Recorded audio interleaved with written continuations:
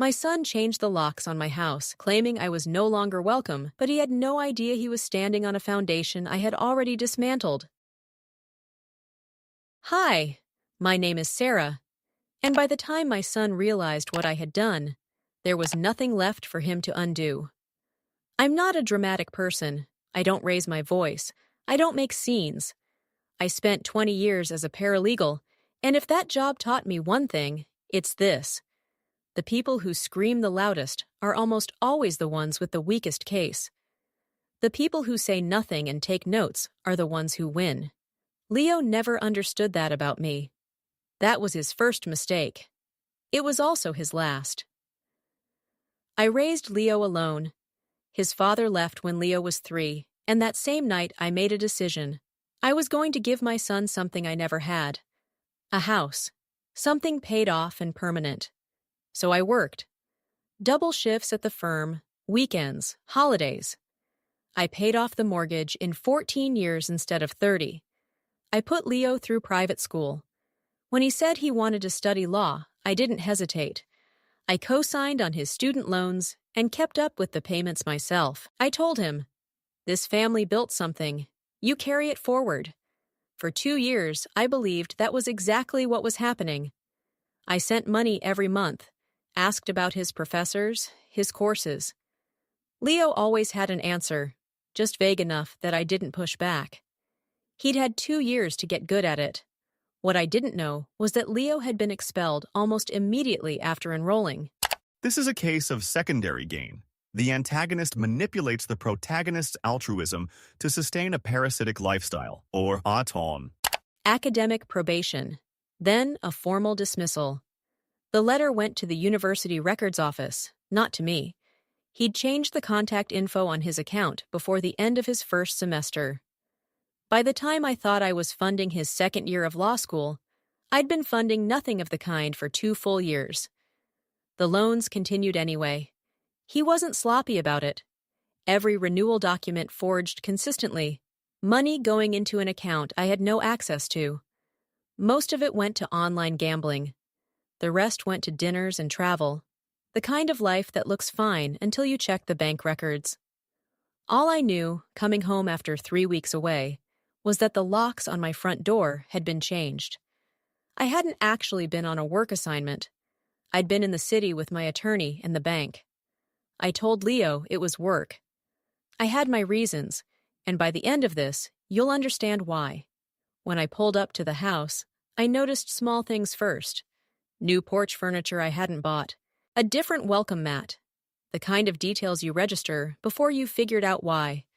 I used my key. It didn't turn. I rang the bell. Leo opened the door, dressed better than I'd seen him in years. He looked at me with an expression I'd never seen him use on me before. Not anger, not guilt. Something colder, something that had been practiced. "The house isn't available right now," he said. I looked at him. "I live here, Leo." "You should come around back. We can talk there." He didn't move from the doorway. I could see past him. Unfamiliar furniture, unfamiliar everything.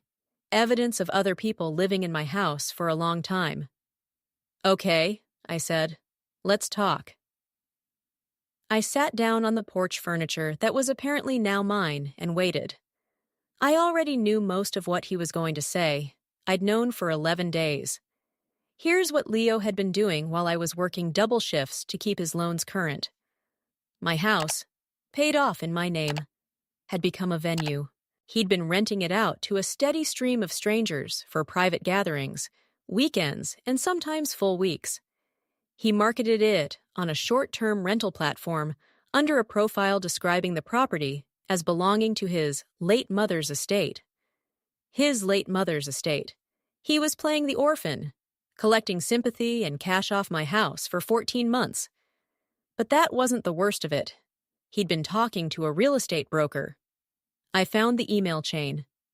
The plan: have me declared financially incapacitated, push through a forced sale, use the proceeds to clear his gambling debts, and start over. And there was one more detail: a care facility 40 miles outside the city. He'd made an inquiry. I have the documentation. He was going to sell my house and put me in a nursing home to do it. When I confirmed all of it, what I felt wasn't rage. It was something closer to relief, the feeling of a number finally coming out even. I had 11 days. That was enough. 3 weeks before I came home to change locks, I got a call from a loan servicing department. Routine check-in on a renewal document, except I hadn't signed any renewal document. I asked them to read me the signature date, asked them to describe the signature block, asked them to hold while I checked my calendar. I'd been in a deposition that entire day. Witnesses, time-stamped records, a building full of attorneys who could confirm exactly where I was. I didn't tell them any of that.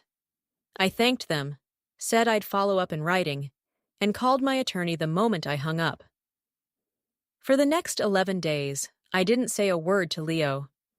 Sent the money transfer on schedule. Texted him that the work trip was going well. I was pleasant, unremarkable, exactly what he expected. Meanwhile, my attorney was filing documents. I handed the bank's fraud division everything they needed, organized before they asked.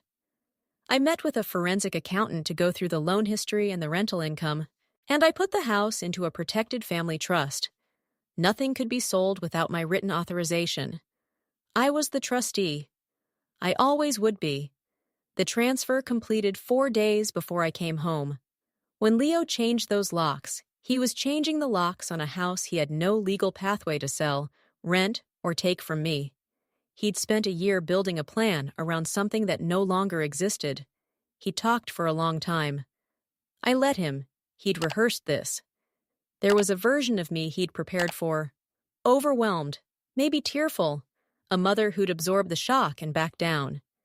He laid out how he'd been managing the property, how I was rarely home, how the arrangement had been practical.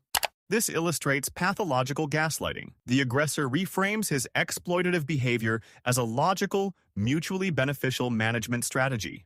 He used the word transition 4 times. I counted. He mentioned casually that he'd been looking into options for my long-term care. I listened to all of it. Then I opened the folder I'd brought with me. I brought some paperwork, I said. First, the loan documents, originals with my actual signatures from the initial filing, next to the renewal documents with the forged ones, forensic handwriting analysis attached to the back. I didn't read it to him. I placed it on the table and let him look. He looked. Second, the rental platform records, 14 months of transactions, the profile with his late mother's estate, the dates, the amounts, the reviews left by people who slept in my house while I was working to pay his loans. He started to say something. I held up one hand, not sharply, just a pause, and he stopped. Third, the trust documentation, transfer date clearly printed, my name as trustee, the legal restrictions on any sale or transfer. I watched him read it, then read it again. The house transferred into trust 11 days ago, I said. There's nothing to sell. The broker already knows. My attorney called him. I paused.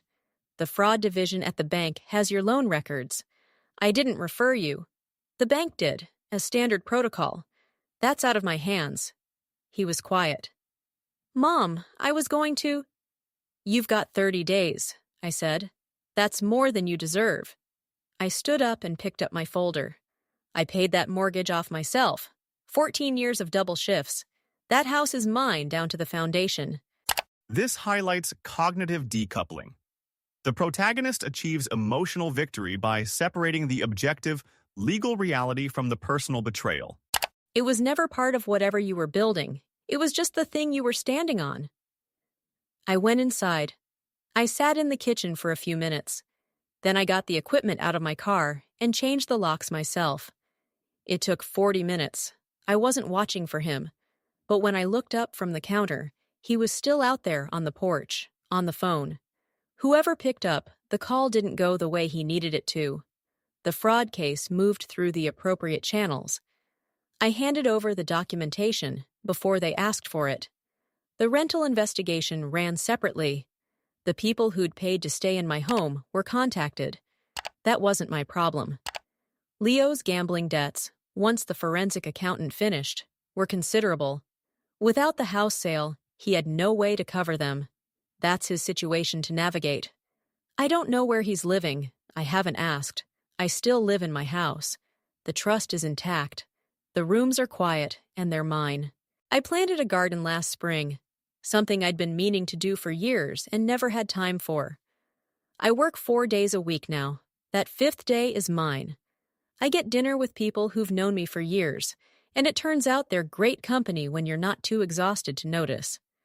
I spent 20 years building something solid enough to last. It did. Leo thought he was the one with the plan, but he was working from a blueprint he'd invented. I was working from the deed. Have you ever had to cut off a family member to save yourself? Tell me your story in the comments.